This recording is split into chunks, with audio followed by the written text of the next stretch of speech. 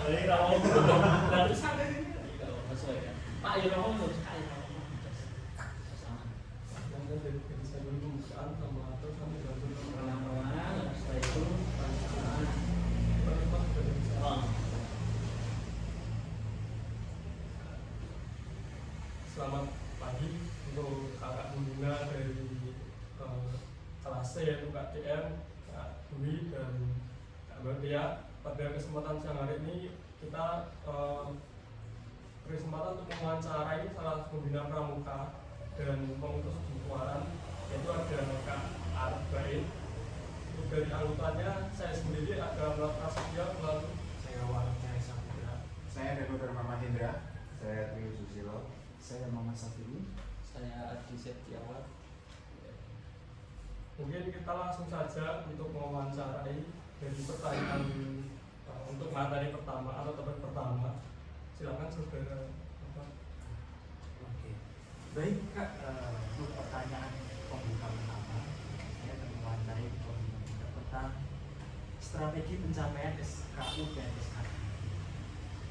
Menurut Bapak, apa itu SKU dan SKK dalam konteks pramuka siaga, Pak? Mohon bisa dijelaskan. Ya, terima kasih. Assalamualaikum warahmatullahi wabarakatuh. Alhamdulillah, alhamdulillah pada kesempatan hari ini bisa bertemu di ruang ini dalam rangka wawancara.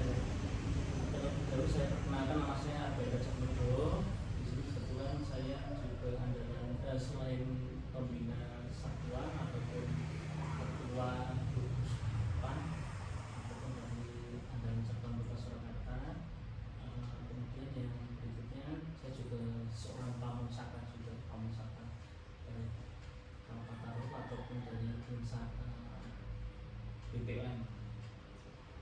Terus kemudian terima kasih akhirnya, kemudian kita masuk di sesi yang pertama. Pertanyaan yang pertama tentang apa yang dimaksud dengan SKK dan pencapaian di pramuka siaga. Perlu diketahui kakak-kakak sekalian, jadi dalam sebuah kegiatan kepramukaan ini kita punya acuan. Kalau di pembelajaran itu ada silabus atau APP-nya. Kalau SKU itu kalau dari panjangnya itu syarat kecakapan umum, di mana ini acuan kita dalam rangka untuk pembelajaran kegiatan kepramukaan di satuan ataupun di golongan siaga.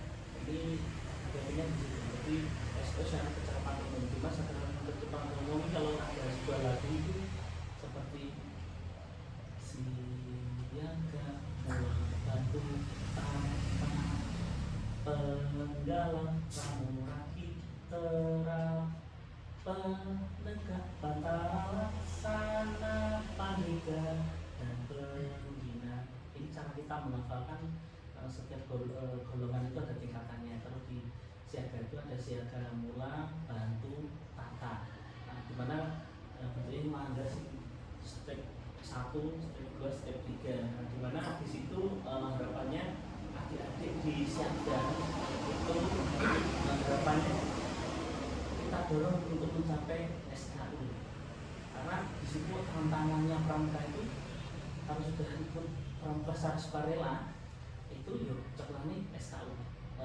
Harapannya dengan SKU ini mereka punya target, aku harus mencapai apa sih. Nah, di situ. Jadi harapannya supaya itu kegiatan pramukaan itu tidak blank. Pramuka terus pulang luar, padahal di situ kita punya acuan di situ. Jadi aktif berapa kali, ada catatannya. Nah, di situ peran pembina sangat penting. Harapannya untuk menghiraukan, mensemangati, ayo adik-adik kita ada SKU ini panggilannya kita. Kita adik-adik anak-anak mau mencapai yang mana, itu mereka diberikan kebebasan supaya mereka tahu itulah tantangannya. Kok dengan apa kok kakak kelas itu kok mungkin kelas 3 kok sudah step 2. Nah, itu apa sih? Nah, mereka dikenalkan. Setelah kenalan mereka kita ajak, oh ini loh, kalau besok ketika latihan atau kapan kamu ingin mencapai ini bisa nanti kakak antarkan. Kemudian setelah kita ada anak-anak itu sudah mencapai SKU-nya mungkin mula mau ke bantu Nah, kemudian di situ apa ya istilahnya, kalau sudah mencapai tingkatan tersebut maka ada penyematan. Nah, penyempatannya berupa TKU-nya. SKU sandingannya TKU tanda cakapan umumnya. Nah, seperti itu nanti disematkan. Jadi semua yang tertempel di dalam baju itu punya falsafah masing-masing. Jadi harapannya itu sebagai pemacu pecut untuk adik-adik untuk bisa mendapatkannya. Kemudian itu yang umum. Nah, sekarang yang khusus, khusus yang nanti namanya SKK itu keterampilan, jadi skillnya. Adik-adik juga kita harapkan untuk bisa mengembangkan skillnya yang sudah bisa tertulis di situ.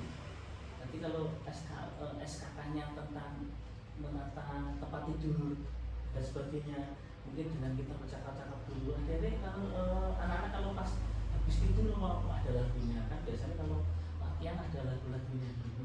Bangun tidurku terus mandi, tidak lupa menggosok gigi, habis mandi bawa membersihkan tempat tidurku, membersihkan tempat tidurku, menata dan sebagainya. Oh, di situ ada SKK menata ruangan, menata tempat tidur dan sebagainya. SKK. Nah, nanti kalau tercapaian keterampilan ini itu nanti ada penyempatannya, yaitu namanya TKK, kata SKK, syarat capaian khusus. Dan syarat capaian khusus tercapai maka akan dapatnya namanya tanda kecakapan khusus. Dan nanti ditempelkan di sebelah lengan kanan, maksimal 5 ya. Nanti di situ nanti ada tingkatan TKK, Madya Purwa, Madya dan sebagainya, dan seperti itu nanti tanggalnya maksimal 5. Kemudian selebihnya dikasih di serempangnya, serempang selendang. Nah, nanti kok ditempel situ kok banyak ya, nanti tebel sila kayak kalau kita lihat penggrafernya biasanya seperti itu ya. Silakan ya, itu juga sebagai kebanggaan, aku sudah mencapai itu. Termasuk TKK menabung. Berarti kan kita tinggal cek. Biasanya kalau di Malang menabung ya, kalau punya tabungan seperti apa? Buktinya harus ada realnya. Harapannya contoh TKK-nya, SKK-nya menabung, harapannya bisa dari usaha mandiri. Dengan cara apa? Mungkin pas adik-adik anak-anak mungkin bikin satu lidi dari masing-masing, mungkin punya di daerah masing mungkin banyak kelapa dan sebagainya. Oh, diajak, kemudian dijual, setelah dikumpulkan dijual, jualnya cuma di lingkungan sekolah nggak apa-apa. Oh, kebetulan mau bisa tak aku. Nah, maksudnya apa? Pramuka dengan dikenal dengan KWU-nya, skillnya di situ. Terus termasuk mungkin SKK jejak, mencari melihat jejak dari jejak sepeda motor, mobil, truk, itu juga sebagai keterampilan untuk melihat jejak seperti apa dan sebagainya. Itu baik sekali, kita nanti bisa literasi dari buku dan sebagainya seperti itu. Dan strateginya adalah sebagai seorang pembina, kami juga berupaya supaya anak-anak kita di siaga itu bisa mencapai SKL-nya penuh, dan nanti kalau SKL-nya penuh itu bisa maju dengan SKG, syarat kecakapan untuk Garudanya. Nah, jadi nanti jadi pramuka Garudanya siaga seperti itu. Terima kasih atas penjelasannya. Lanjut saja ya, langsung ke pertanyaan sambungan yang kedua, itu terkait dengan program kerja pembina pramuka. Apa tujuan utama dari program kerja pramuka di Kudus? Program kerja ini saya cerita dulu ya. Program kerja ini dimana kita menentukan setelah rapat kerja. Jadi sebelum rapat kerja ada musyawarah, mana musyawarah gugus depan ini yang bertahun sekali.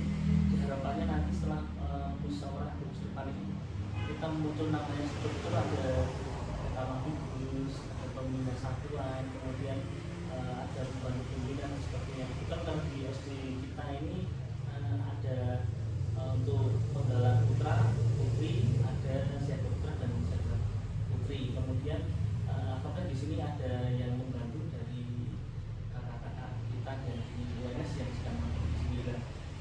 Untuk program ini setelah ada rapat kerja, memang tujuannya adalah ketercapaian. Jadi harapannya kita, satu, kita membreakdown dari kegiatan-kegiatan dan kegiatan yang di atasnya. Jadi kalau di siaga berdoanya dari wacap mungkin ada namanya pesta siaga. Dimana pesta siaga ini nanti diturunkan di Warang. Nah, Warang nanti juga pasti disampaikan pada gugus depan. Kita turunkan aja untuk program kerjanya. Dimana program kerja yang paling dinanti untuk golongan siaga itu adalah pesta siaga atau persari siaga. Pesta siaga kalau tahun ini sudah berlangsung, misalnya kalau tahun depan berlangsungnya kalau enggak setelah Lebaran ya sebelum Lebaran seperti itu biasanya. Kemudian untuk program tersebut adanya kegiatan untuk program tahunan. Jadi jelas kalau tahun tahun 2025 pesta siaga tetap pasti diutamakan karena ada nilai kompetisi dan nilai juang serta sebagai penyemangat untuk gugus depan lain untuk saling bersaing. Dimana kalau bersaing otomatis pembina ataupun pembantu pembina yang ada di wilayah atau di gugus depan mereka akan berupaya karena untuk kegiatan di pesta siaga itu sekali memang diambil dari segala sesuatu yang ada di lingkungan. Contoh pembelajaran ketangkasan di olahraga, kemudian keterampilan di SPK ataupun keterampilan bisa seperti itu. Kemudian gerak dan lagu, seni tari dan sebagainya. Di sini sangat istilahnya kalau di wilayah Jebres kompetisi sangat kuat sekali karena memang banyak pembina-pembina yang merangkap jadi seorang guru juga di situ. Biasanya mereka akan lebih banyak aktif bertanya kapan pesta siaganya, kemudian acaranya seperti apa, kegiatan yang pasti dia mencari informasi yang dulu seperti apa dan berapa tahun sebelum seperti apa. Oh pasti tidak jauh dari situ, pasti ada namanya lomba yang istilahnya agama biasanya disesuaikan.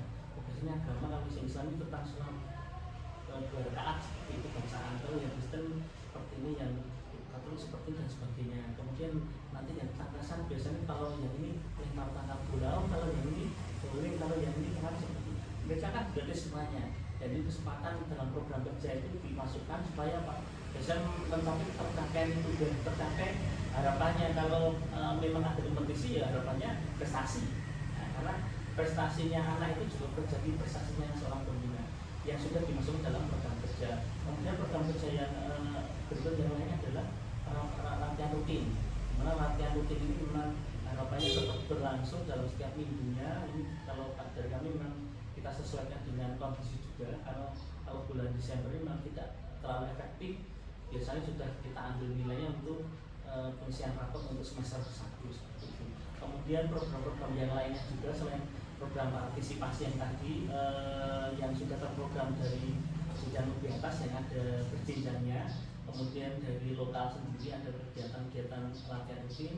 Kemudian ada kegiatan yang memang kita sesuaikan dengan golongannya. Kalau di kita kan kadang ada karnaval, kalau di siaga itu ada karnaval, ada pesta siaga dan sebagainya. Kalau di Penggalang memang kemarin kalau di Kecamatan Jebres belum sempat mengikuti Jambore ranting, kebetulan tidak melaksanakan seperti itu dan lainnya. Dan harapannya program ini bisa dicapai berikut dengan adanya support dari Pangkalan. Kalau Pangkalan sekolah sini kan kamar khususnya dari seorang kepala sekolah, harapannya ada support dana untuk kegiatan-kegiatan yang untuk mendukung dari program kerja setiap tahunnya seperti itu. Terima kasih. Dan untuk pertanyaan selanjutnya Pak, ini tentang postur pembina tahunan. Menurut kakak, ciri utama yang harus dimiliki sebagai seorang pembina itu yang seperti apa sih Pak? Ini bukan Kak siapa ini? Trio. Oh Kak Trio? Iya. Kak Trio ini sangat jadi Kak Trio kita lihat dari depan seperti stylenya seorang seniman. Ya ini bercanda. Jadi harapannya kita itu pembina itu istilahnya guru diguru dan ditiru. Jadi seorang pembina itu harapannya adalah unsur keteladanan itu mutlak, teladan. Guru ini pembina seperti ini adik-adik akan mengikuti. Tapi ada prinsip di mana ada istilah IIM. Pembina itu harus inisiatifnya tinggi. Terus berikutnya inisiatif, kemudian inovasinya, dan terakhir adalah motivasi. ada motivatornya. Jadi dia sebagai inisiatif, ada inisiatornya itu, ada kemudian ada namanya inovasi, kemudian berikutnya sebagai motivator. I-nya ini dipegang. Seorang pembina kalau sudah memegang ini berarti kan arahnya ada suatu kemajuan, ada inovasi dan kemampuan untuk inisiatif. Kegiatan itu harus ada seperti ini.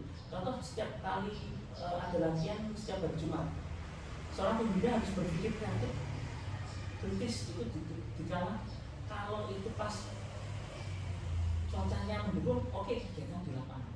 Tapi ketika hujan, berarti harus ada alternatif. Aku harus seperti ini. Dia sudah mempersiapkan plan A, plan B. Dan ini dengan adanya plan A, plan B ini otomatis kegiatan kegiatan kepramukaan tetap berjalan. Itu harapnya seperti itu. Kemudian sebagai motivator di mana mendukung seperti tadi untuk mencapai supaya dia bisa jadi pramuka siaga, pramuka Garuda siaga. Harus bagaimana? Nah ini harus ada motivasi, memberikan motivasi pada adik-adik. Ini loh tantangannya ini, karena challenge-nya pramuka itu di SKU sama SKK itu challenge-nya. Kalau udah ini bonusnya ya bisa jadi pramuka Garuda. Nah, karena pramuka Garuda ini juga perlu saya skill sedikit. Pramuka Garuda nanti ada namanya tim istilahnya pengembang, ada tim penilai, di mana di situ nanti adik-adik yang dari siaga ini nanti membuat portofolio termasuk biaya staffnya, membuat kegiatan tepat guna dan sebagainya. Kemudian juga ada unsur dari orang tua ataupun dari lingkungan. Contoh Mas Tri, ya. Mas Tri adalah dia maju pramuka Garuda, nanti dicek Mas Tri itu kalau nanti ada orang tua sama tokoh masyarakatnya ditanya, Mas Tri kalau di kamu bilang, oh itu aktif banget tuh, sering membantu Pak Jabati bawakan minum, bahkan makanan dan minumannya. Kadang dia ada masih siaga ya, masih kecil aja kan, siaga sampai kurang lebih ya kisaran kelas 3, 4 lah seperti itu. Dia aktif membantu orang tuanya, tapi bagus loh, dari cocok. Ada lagi mungkin Mas Pras ya, Mas begitu jaga Mas Pras, ini gimana kalau ibunya ditanya, loh itu bangunan jatuh lambat, sering kalau suruh segera bangun nggak bangun, malah alasannya apa enggak? Ini susah. Biasanya ditindak dulu untuk memperbaiki. Nah, maksudnya tidak serta-merta hasilnya dari portofolio baik. Nah, nanti biasanya pas wawancara, istilahnya patokinnya wawancara. Kalau orang tuanya udah yes, atau masyarakat yes, ya nanti dari tim ini kan tinggal oke, bisa dibukukan sebagai pramuka Garuda. Gimana kalau jadi pramuka Garuda? Itu biasanya orang spesial. Dan di situ nanti kalau udah naik atau seperti kalau kita melihat seperti sekolah kalau dalam dulu ada sekolah namanya akselerasi itu biasanya setelah SD 6 tahun dia 5 tahun, SMP harusnya 3 tahun 2 tahun, SMA harusnya 3 tahun 2 tahun. Nah itu pramuka Garuda itu kalau yang kita bandingnya ini hampir mirip orang-orang yang jika usia segini harus pikirannya seperti yang lain, ternyata dia sudah mungkin lebih maju seperti itu. Dan sebagai seorang pembina maksudnya adalah posturnya adalah memberikan keteladanan, kemudian tadi inisiatif, inovasi sama motivator atau motivasi, kemudian bisa mensukseskan peserta didik. Ketika peserta didik tadi sudah berhasil itu suatu ketika akan tekanan. Jadi suksesnya peserta didik adalah sukses seorang pembina. Tolong terusnya ini kita mungkin itu saja dari pertanyaan selanjutnya. Oke, pertanyaan selanjutnya Kak, yaitu mengenai metode apa yang paling sering kita gunakan dalam membina peserta pramuka dan alasannya kenapa menggunakan metode tersebut. Kalau metode ini sebenarnya kalau saya dulu memang sering dengan metode komando ya, karena menurut saya benar dua arah komando seperti itu. Namun tetap kami kolaborasikan dengan metode bermain, cerita dan sebagainya, karena di situ kadang-kadang memang banyak adik-adik siaga itu modelnya dia pemerhati. Jadi apa yang dikatakan pembina atau bapak guru itu dia masih ngamati kelas 1, 2, 3 itu sih bohong-bohong. Jadi yang diikuti seperti tadi postur pembinaan pakai ini, dia pengen seperti itu kan kan ditanya itu bajunya tencrengkel itu apa, warna-warni itu apa, lah di situ kadang-kadang muncul bertanya, otomatis seorang pembina juga memahami tulisan apa dan sebagainya.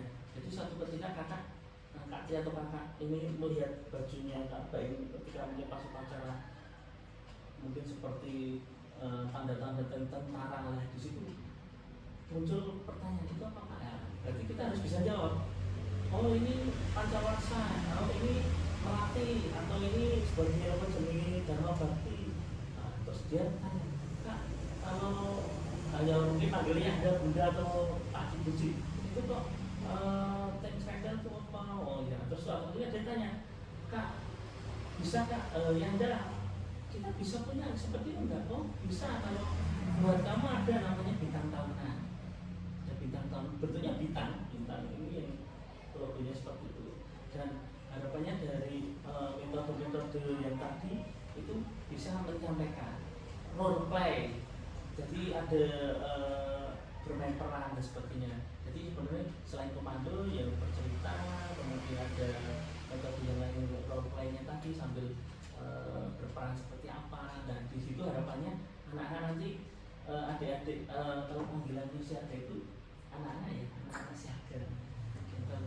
Nah, siaga itu biasanya melihat kita kalau kita sudah punya hari ini kita mau role play, bermain peran, contoh ada antagonis, protagonis, mungkin bersangguara dulu, terus anak-anak sekarang perhatikan, terus tahu.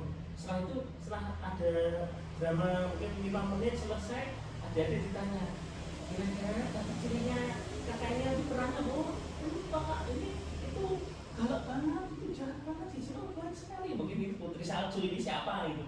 Jadi dia menceritakan, oh ternyata ketika anak usia itu dikenalkan, oh ini sikap yang baik, oh ini coba, oh ini kurang bagus, ini perlu dah diharap ada permainan di mana dia bisa merasakan kehidupan sehari-hari, biar bisa tahu namanya dan hal yang baik atau hal yang tidak baik. Oh hal ini yang bisa dilakukan dan ini tidak bisa dilakukan.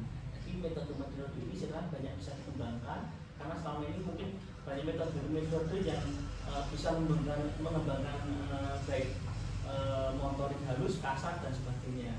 Dan di mana mungkin adik-adik ini, anak-anak siaga ini biasanya sering atau lebih condong ke praktek, memasak atau mungkin menanam dan sebagainya. Dia pengennya belajar sambil melakukan langsung.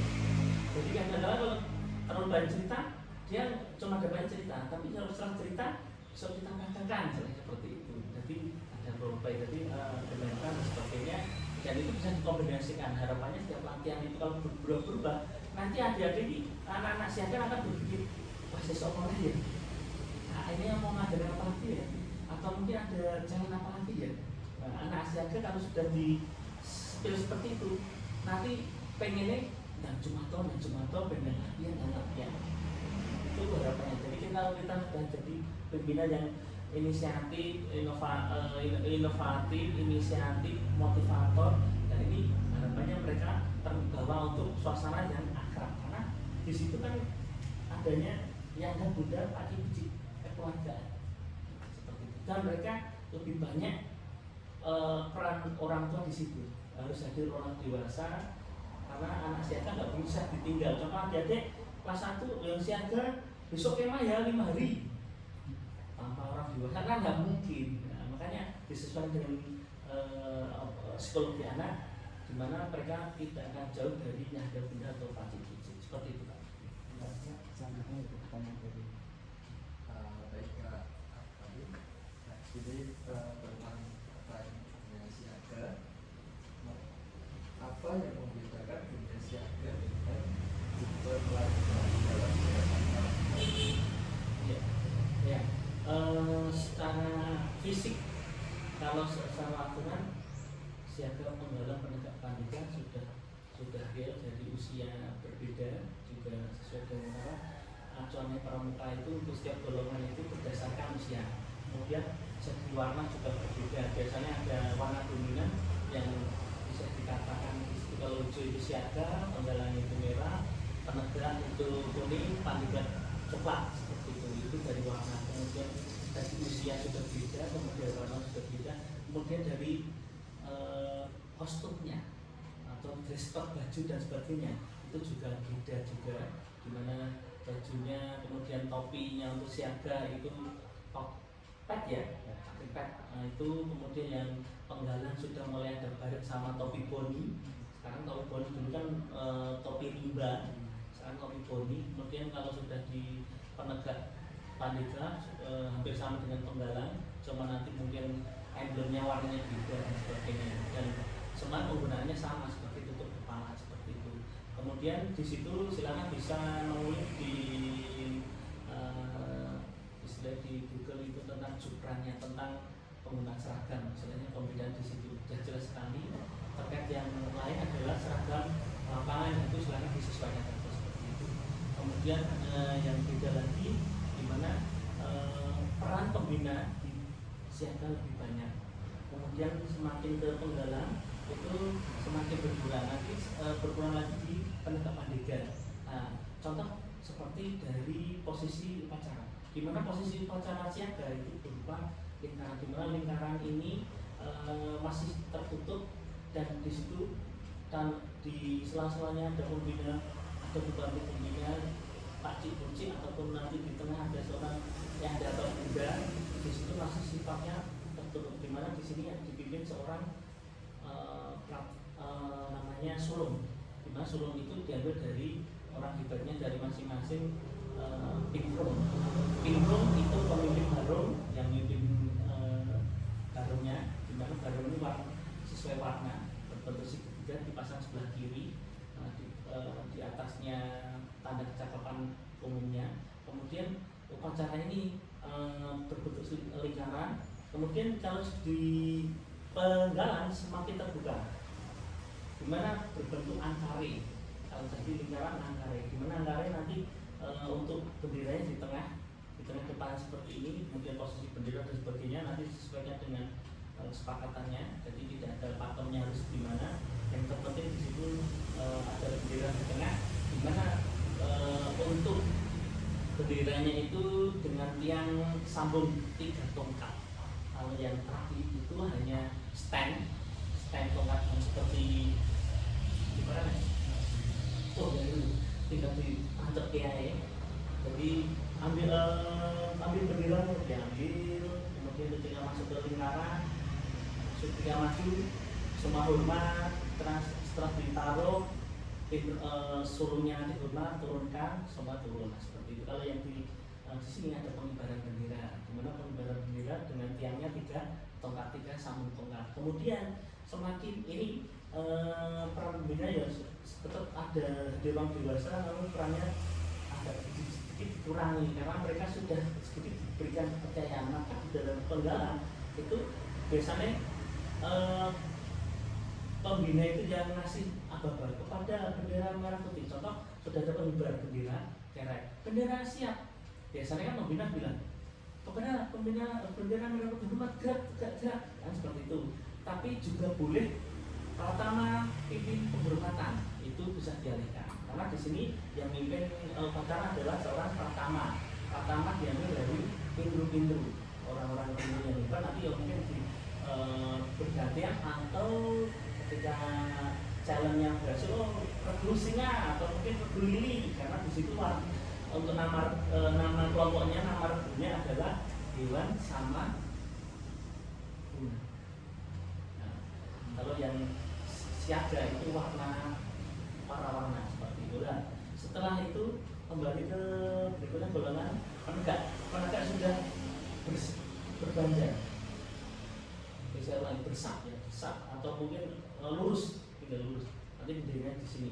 Bedanya di sini tiang lurus saja, dimana tiangnya bisa tiang setangga atau bisa biasanya pakai frame 1 yang lurus. Jadi kalau yang siaga itu tinggal ditancap ke dengan tongkat pramuka, kemudian yang penggalang itu dengan 3 sambung tongkat. Untuk yang penegak ataupun pandega bisa dengan tiang lurus saja seperti itu. Kemudian bedanya di sini peran pembina bisa dialihkan. Contoh namanya yang pemimpin namanya kan di sini ambalan. Kalau yang kecil yang siaga namanya perindukan, terus yang memimpin adalah sulung, kemudian yang di Penggalan adalah pasukan, nama satuan yang besar adalah pasukan, masing-masing ada regunya, kemudian dipimpin seorang pratama, kemudian di Pemda ada ambalan, ambalan putra, ambalan putri. Di sini dipimpin namanya pinsa, pemimpin sangga, sangga putra, sangga putri dan sebagainya. Nanti di situ ada pradananya. Nah, di situ bisa dialihkan, maka pradana dijemput pembina. Maka apel membuka latihan ambalan putra siap dilaksanakan. Kakak diharap hadir.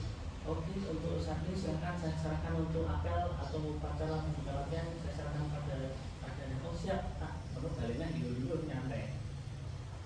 Akhirnya datang ke tengah sini, istilahnya nyampaikan nanti kegiatan dari ini bisa dialihkan dan sebagainya. Itu bedanya di tingkatan-tingkatannya, kemudian masing-masing golongan baik SGTD atau Penggalan Penegak Pandega, nanti puncaknya ketika karir mereka menyelesaikan SKU berikut dengan TKK-nya masing-masing, kalau sudah mentok kan mulai bantu tata selesai, terapnya selesai, laksana selesai, pandega selesai, itu bisa untuk maju ke tahap berikutnya, yaitu untuk pencapaian syarat pramuka garda. Nanti dapat segi 5 gambar garuda emas. Itu untuk perbedaannya. Untuk masing-masing golongan untuk memberikan dari baik dari siaga, Penggalan, Penegak atau Pandega.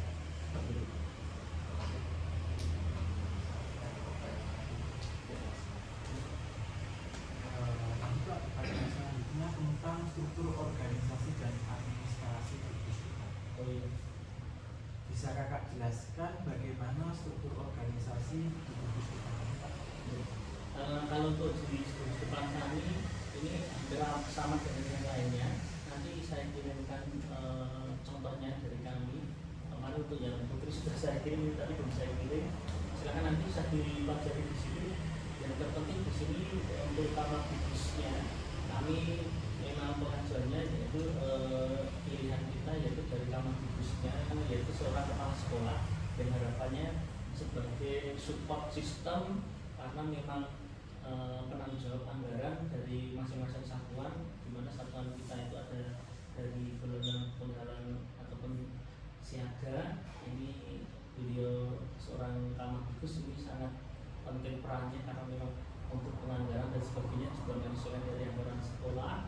Meskipun kita juga berjuang dari iuran rutin atau mungkin dari PAP atau yang lain, namun secara penuh itu juga sebagai kebijakan dari kamar bikus. Kemudian di mana kamar bikus ini strukturnya di bawah kanan kirinya juga ada pembina satuan baik putra atau putri, ada ketua depannya, ketua putra atau putri. Kemudian di situ karena di sini ada 4, jadi Penggalan putra, Penggalan putri, siaga putra, siaga putri. Kemudian kita juga dibantu oleh pembantu pembina yang tadi saya sampaikan dari adik-adik kita dari PGSD UNS seperti itu. Dan struktur ini harapannya bisa kita penuhi supaya nanti kedepannya karena memang masa jabatan itu juga rata-rata kita sesuai dengan musyawarah bus depan. Jadi bus itu kan 2 tahun sekali dan seandainya ada perubahan-perubahan ketika mungkin kamar busnya sudah istilahnya rotasi dan sebagainya, otomatis ada perubahan-perubahan untuk puncak pimpinan saya. Langsung saya sambung ya. Mungkin saya itu pertanyaan gabungan tentang pengelolaan gedung dan pembinaan siaga. Jadi gimana sih cara kita menyelaraskan pengelolaan gedung dan pembinaan yang efektif untuk peserta siaga? Pengelolaan tetap. Jadi kalau kita di depan sini untuk pengelolaan kita memang tetap mensinkronkan antara guru kelas. Dimana guru kelas ini apabila beberapa sudah memiliki kualifikasi KMD, kemudian kita juga dibantu oleh kakak-kakak pembantu pembina dari PGSD, kemudian dimana semuanya punya target sesuai dengan program kerja. Jadi kalau sudah punya program kerja yang ada rutinitas mingguan, kemudian bulanannya seperti apa, tahunnya seperti apa, kemudian juga dari target biasanya kalau dalam 1 tahun anggaran, istilahnya kalau di sini 2024, 2025 dan 2024 ini prestasi siaganya di semester 2 yang bulan saya awal tahun, kemudian untuk yang 2025 itu baru bulan tahun Maret atau April lah seperti itu. Dan untuk mensinkronkan gimana mereka juga mulai dari rancangan untuk kegiatan dan sebagainya ada komunikasi. Jadi yang terpenting adalah komunikasi yang efektif, di mana dari pembina atau pembina sudah tahu real kegiatan apa yang akan dilaksanakan untuk mencapai kegiatan tujuan yang sudah tercapai, dan skill kegiatan prestasi siaga itu sudah terlatihkan dalam latihan harian seperti itu, latihan rutin setiap minggu. Pertanyaan selanjutnya sebenarnya ini pertanyaan sama Kak Danu, tapi ada yang perlu digarisbawahi. Dalam artian ini ada kata strategi. Kalau tadi cara pengelolaan, ini strategi pengelolaan. Strategi pengelolaan usaha. Dan pertanyaan ini itu bagaimana kakak mengintegrasikan kegiatan dengan pembinaan siaga sehingga keduanya saling mendukung. Nah, hampir mirip ya. Jadi kalau ini strategi ya, jadi kalau strateginya yang pertama kita meningkatkan kapasitas dari masing-masing pembina dulu. Jadi kalau seandainya ada guru yang sudah ikut pembina namun belum punya kapasitas dan artian belum pernah menyentuh ke ID, nah, karena harapannya supaya dalam kegiatan itu tahu oh kegiatanmu seperti ini. Psikologi anak siaga beda dengan psikologi anak penggalang ataupun kerja seperti itu. Jangan sampai mengangkat pembina dari luar ternyata baru lulus SMA, belum paham masalah KMB, belum tahu masalah siaga, ini ternyata di situ ada namanya mungkin istilahnya bukan bentak ya, tapi kata-kata yang mungkin terlalu yang pengen tegas, namun salah ya, nanti kan jadi tidak sesuai. Oh harusnya anak-anak yang sifatnya seperti anak seperti itu. Jadi dengan adanya strategi untuk peningkatan kapasitas, harapannya mereka akan memahami oh tugas fungsi dari seorang pembina siaga seperti ini, dan aturan menjalankan kegiatan kepramukaan di siaga seperti ini. Jadi tahu realnya seperti itu. Kemudian dengan adanya sinkronisasi antara pembina yang lama dengan yang baru, di mana terjadi komunikasi dengan meningkatkan kapasitas, otomatis sinkron. Oh ternyata seperti ini. Oh benar toh di sini. Oh iya benar. Ada sinkron, otomatis akan bisa menjalankan sesuai dengan real atau sesuai dengan alurnya seorang dalam kegiatan pembinaan untuk adik-adik siaga seperti itu. Jadi peningkatan kapasitas. Dengan jawaban berarti gambarannya peningkatan kapasitas ya, pembina. peningkatan kapasitas pembina. Jadi kalau seorang guru sudah memahami tugas fungsi pokok seorang pembina siaga, otomatis dia akan memahami oh seperti ini. Nah, otomatis kan tahu oh kegiatan pasti seperti ini. Tapi kalau untuk siang penggalang itu kan sudah beda lagi. Secara psikologi mereka suka dengan kegiatan-kegiatan yang menantang lagi. Enggak punya aku kurikulumnya enggak pengen itu aku pengen susur sungai, susur pantai. Ayo kan berarti yuk kak. Biasanya seperti itu kan. Di siang gada penggalang itu kan anggap aja Kalimantan SMP kelas 1 ke 3. Nah, di mana mereka kan sudah bicara sudah akan melebar, kan tapi bentuknya dari lingkaran sistem bombolan karena juga dari pasukan, di mana mereka kan sudah mulai diberikan kewenangan atau diberikan kepercayaan, dan mereka jiwanya kan juga akan membangun. Biasanya memang kegiatan untuk perannya kan lebih banyak di dunia penggalangan influencer, karena misalnya basicnya lebih banyak di sini, karena mereka sudah akan kenal namanya perkemahan. Karena kalau di siaga perkemahan itu hanya saya pagi dirikan, sore pulang, nggak bisa nginep, karena memang disesuaikan karena harus kembali ke rumah, karena masih sifatnya sebagai seorang anak, dimana harus tidak jauh dari orang tuanya, seperti itu. Jadi jawabannya dari bintang merahnya yaitu peningkatan kapasitas di masing-masing pembina. mungkin itu sudah menjawab pertanyaan. Oh iya. Kami ajukan pertanyaan selanjutnya yang akan disampaikan oleh KPI. Selanjutnya yaitu wadah pembinaan. Untuk pertanyaannya, apa peran utama wadah pembinaan dewasa dalam mendukung kualitas pembina dan mengelola kegiatan di gerakan pramuka? Wadah ini. Apa peran utama wadah pembina dewasa dalam mendukung kualitas pembina dan pengelolaan kegiatan di gerakan pramuka? Oh, ini berarti beda di Ustaz, berarti udah ke andalan ya. Pertanyaan di andalan ya. Andalan. Jadi di istilahnya kalau di tingkat kecamatan ada kuartir ranting, di cabang ada kuartir cabang, kalau di kuartir cabang biasanya ada di setiap kota kabupaten. Jadi kota kabupaten ada kuartir cabangnya. Kemudian di kuartir cabang bawahnya lagi ada namanya kuartir ranting, di mana di bawah atau di masing-masing kecamatan. Kalau di Solo namanya kecamatan, kalau di Jogja namanya Kapanewon apa nanti namanya Pak Camat juga bukan Pak Camat, sana namanya Panewu.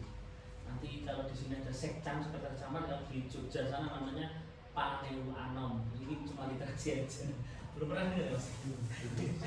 Sesuatu yang baru. Dan lama itu nanti cek aja kalau di Jogja sekarang namanya seperti itu.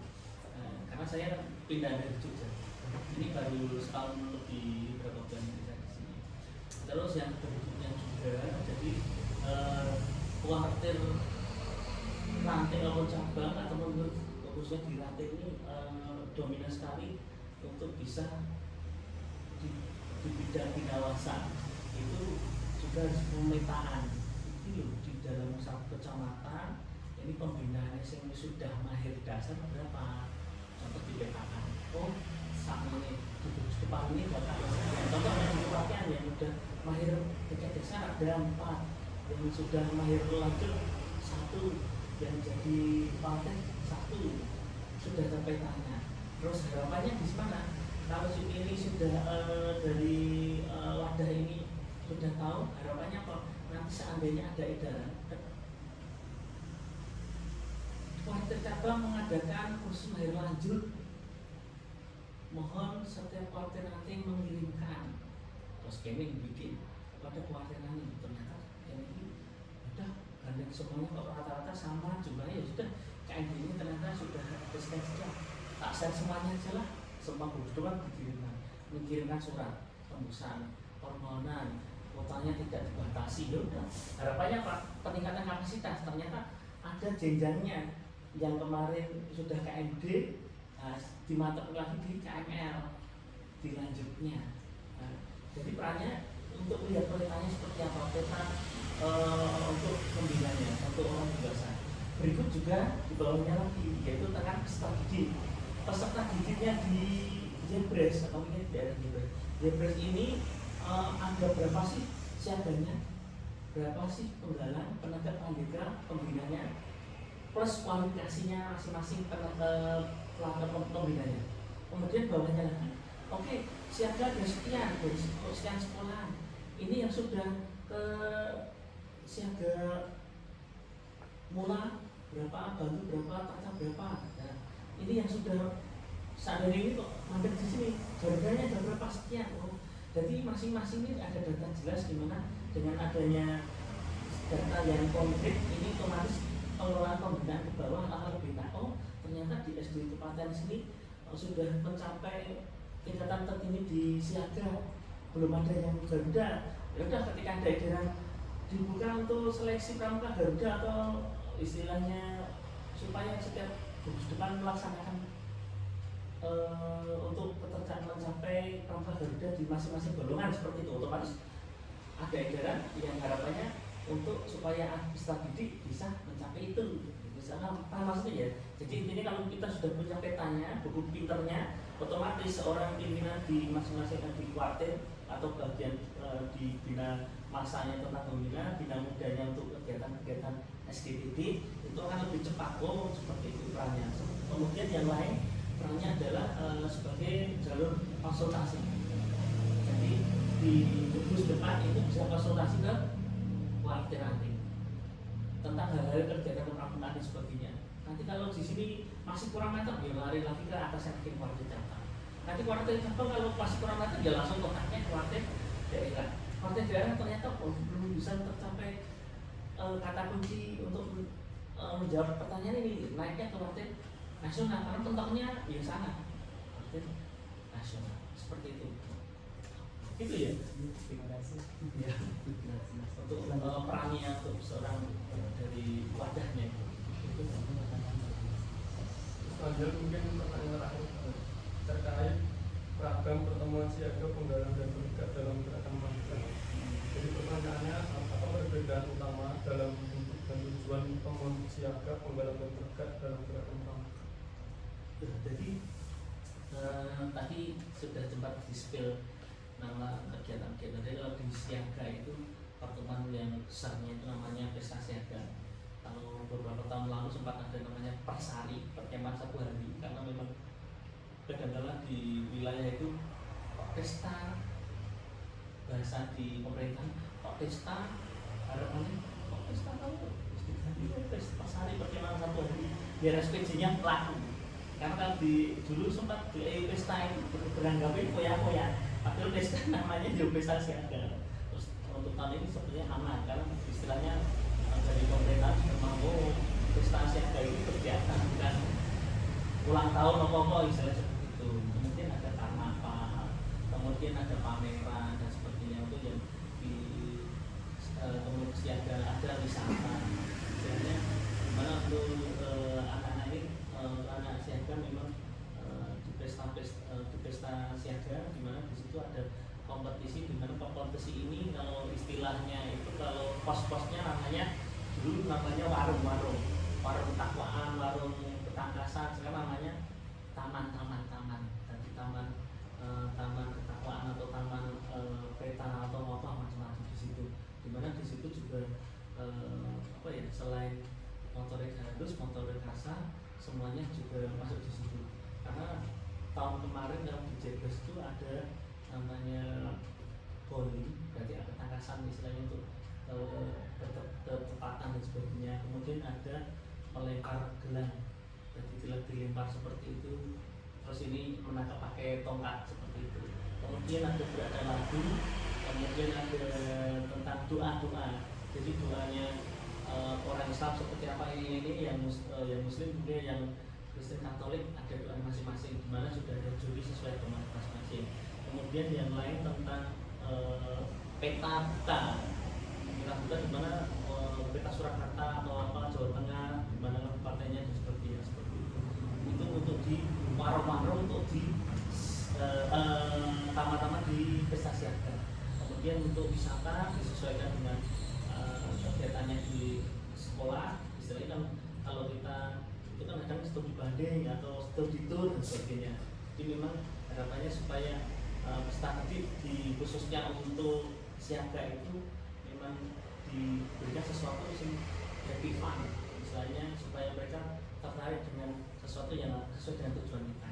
Kemudian yang di ragam kegiatan yang lain untuk yang di Penggalang tadi ada namanya jambore, dimana kalau di tingkat bawahnya ada jambore ranting, dimana jambore ranting ini ya kegiatan yang memang ada kompetisinya.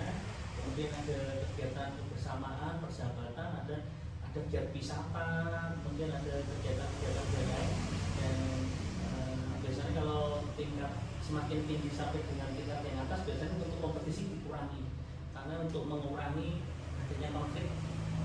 Kalau di sini mungkin lokal ya gampang aja, istilahnya mungkin kecamatan ada biasanya mereka nilainya sedikit, nanti kan bisa dikomunikasikan cepat. Tapi kalau di atas kan untuk mengurangi itu biasanya kegiatannya kompetisinya hanya kegiatan estakarya dibandingkan bahan tidak istilahnya bahan bekas dibuat mungkin tempat guna seperti apa istilahnya seperti itu, supaya tidak ada terang se-Indonesia itu kadang untuk mengurangi hal yang tidak diinginkan, karena kita juga tidak tahu ya, karena mungkin dari sistemnya sama seperti itu. Tapi biasanya kalau di bawah masih banyak kompetisinya. Kemudian di tadi ada kegiatan keterampilan pertemuan ya, pertemuan seperti itu. Kemudian naik lagi namanya di penegak Pandega ada namanya Raimuna. Raimuna itu kegiatan besar untuk anak-anak adik-adik penegak dan Pandega yang saat ini masih berlangsung. Kalau di Kota Surakarta itu Raimuna yang diselenggarakan oleh keluarga cabang lewat Dewan Kerja Penegak Pandega di Kota Surakarta, di mana kegiatan ini berbagai macam yang menjadi kompetisinya. Salah satunya ada lomba pertegaan, kemudian kegiatan seni, kemudian ada kegiatan wisata, ada kegiatan macam-macam. Kemarin sebenarnya salah satu ini dari Rabu ya ini, tapi pelaksanaannya mulai hari minggu kemarin seperti itu, dimana memang kegiatannya harapannya bisa diikuti oleh seluruh gusupan yang ada di wilayah. Namun kemarin baru bisa masuk itu ada 22 sampai 23 tenda, misalnya untuk sekolah akan ada yang sekolah mengirim 1, ada yang ngirim 2 dan sebagainya seperti itu untuk di penegak. Kemudian di penegak juga ada kegiatan-kegiatan yang biasanya sesuai dengan sakanya, ada pertisaka, ada perang saka, persatuan antar saka itu ada perang saka, kemudian ada perkemahan bakti, ada kemah wisata. Kemudian kemah wisata biasanya mereka itu ada hikingnya, jadi bawa tenda jalan, terus nanti mungkin berhenti di Candi Cetho, kemudian di Cetho mendirikan tenda, nanti paginya jalan lagi sampai Jumo, atau jalan lagi sampai Tarumangu, mungkin naik lagi sampai Pengantin, atau mungkin sampai dengan Gunung Lawu dan sebagainya. Itu kemah wisata seperti itu. Atau kalau di sini ada namanya kegiatan lintas budaya, dimana kalau lintas budaya di Kota Surakarta, kegiatan Dewan Kerja Cabang Penegak Pandega itu biasanya jalan naik sepeda, bawa tenda, satu sangga, iring-iringan bareng-bareng sampai dengan keraton petilasan keraton Kartosuro. Di sana mereka mendirikan tenda, kemudian sambil mengikuti arah dari guide-nya, turnya dari sana, mungkin menceritakan tentang budaya di sana, atau mungkin sejarah di sana itu ada istilahnya betengnya Kartosuro seperti apa, seperti itu. Kemudian jalan lagi sampai dengan itu apa jenenge pemandian Langan Harjo. Pernah ke Langan Harjo? Di Sukoharjo ada Langan Harjo, itu biasanya itu untuk syutingnya Lino Sabun zaman dulu.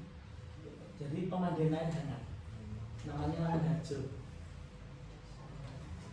Kalau ceritanya tahu Pak, tapi nggak tahu kalau itu untuk syuting atau pemandian. Karena memang seperti istilahnya masih seperti karton lama gitu di sana. Langan Harjo, tapi tahu ya Langan Harjo itu apa? Pemandian di situ. Nah, kemudian muter lagi mungkin sampai Keraton Kasunanan, Mangkunegaran dan sebagainya. Kan banyak petilasan-petilasan di mana penegak itu mengenang perjalanan pemerintahan kerajaan dan sebagainya seperti itu. Dan kegiatan-kegiatan lain yang istilahnya tingkatnya baik dari ranting, cabang, daerah, nasional maupun internasional. Jadi ada jambore nasional dan jambore istilahnya kegiatan di tingkat dunia, jambore dunia dan sebagainya. Di situ juga bisa diikuti oleh seluruh golongan seperti itu. Tapi untuk yang penegak pandega biasanya ada simposium dan sebagainya.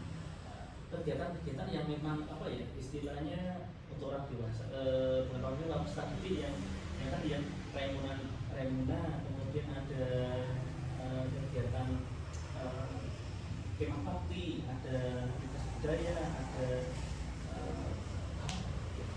kemah wisata, kemudian ada kalau di kemah-kemah di yang lain di satuan karya, adanya satuan karya itu kayak sekali. Saya mungkin perkemahan namanya kalau jadi jambore atau apa ya istilahnya untuk yang satuan karya, karena di masing-masing satuan karya ada perkemahan tingginya, persabara perkemahan Saka Bayangkara, terus ada perkemahan yang Perti Wisada, perkemahan tinggi Bakti Wisada dan sebagainya. Itu yang penegak pandega dan lainnya. Kalau yang di Penggalan tadi ada selain jambore juga ada namanya lomba tingkat 1 di Puspa, itu di tingkat ranting, kemudian di tingkat cabang, daerah, nasional, itu berjenjang. Dimana kalau LT lomba tingkat itu ketika turun dari truk dari kendaraan itu tenda dan sebagainya semua sih bawa peserta didik. Ketika sudah masuk di checkmark itu pembina nggak bisa ikut cawe-cawe sama peserta didik. Peserta didik satu regu jalan masuk ke bagian pendaftaran, dicek datanya baik dari nama cek administrasi, SKU-nya ada lengkap, Mbak Kenvi sudah, terus surat izin penonton sudah, dokter sudah, BPJS sudah lengkap, checklist. Karena ada penilaian administrasi. Kemudian lagi cek lagi jalan lagi, oh jadi di situ ada cek administrasi karena termasuk penilaian untuk mencari regu tergiatnya. Kemudian masang tenda nanti pembina nggak ikut cawe-cawe, mereka sudah disetting sebelumnya oleh pembina di satuannya. Kemudian masuk situ tinggal mengamati sampai jadi seperti apa, terus masuk masak sendiri dan sebagainya, semuanya leadernya oleh ingrumnya. Itu mempentingkan. Dan kegiatan-kegiatan yang sudah ada kompetisinya, yang sudah ada penilaian, mungkin sandi, kemudian semapur, dan sesuatu tentang tekram di pertama semuanya di lomba istilahnya di lomba tingkat. Mungkin terima kasih Pak atas jawabannya. Ini pertanyaan terakhir dari ini. Terima kasih juga atas waktunya Pak, dan luar biasa sekali materi yang kita dapatkan dari KAP dan wawancara ini. Semoga ilmu yang kita dapatkan dalam wawancara ini bisa menjadi pengetahuan baru yang nantinya akan kami gunakan sebagai pembina sepak. Saya mewakili teman-teman mengucapkan terima kasih atas waktunya pada hari ini. ya, terima kasih juga, dan semoga bermanfaat buat kalian semua dan bisa selesai untuk menempuh KMD ini dan bisa melanjutkan ke KML, KPD ataupun KPL dan bisa lulus PPG dan dapatkan pekerjaan yang layak buat kalian semua. Itu terima kasih. Terima kasih. Tak kirimi itu ya saja.